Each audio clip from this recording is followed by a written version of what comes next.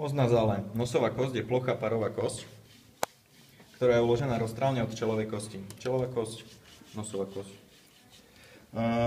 A laterálne, ohraničuje strop a laterálne steny nosovej dutiny.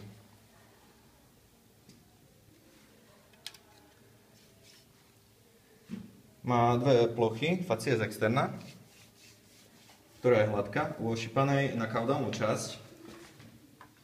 Roztrálne, je to vlastne roztrálnym pokračovaním sulcus supraorbitalis. Čiže tu, keď nebola odlomená, tak tu by bolo vidno, ako by išla os nazale od sulcus supraorbitalis. U koňa sa kaudálna časť nosovej kosti vlastne podieľa na ohraničení čelovej dutiny.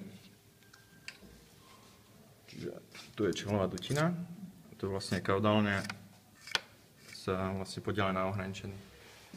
Facies interna, vnútorná plocha nosovej kosti, má u hospodárskych zvierat dorzálne pozdĺžný ostrý hrebeň, crista ethmoidealis, na ktorý sa pripája dorzálna škrupina concha nasalis dorsalis. Keďže je tu odlomená, tak nie je ju tak vidno. Inak by nebolo vidno ani tú kristu. A vlastne roztrálny koniec nosovej kosti vybieha do užšieho hrotu,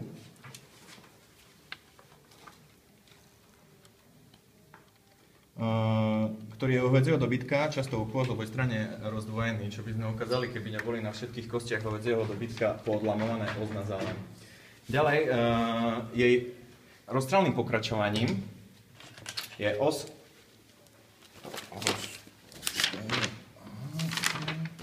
roztrále, ripaková kosť, ktorá je hlavne u ošípanej a tvorí podklad ripaka. Keďže tu ripak nie je, tak vlastne táto kosť je uložená vo väzive ripaka. A vlastne dorzálne je od os incisivum. Čiže by sa nachádzala niekde tu.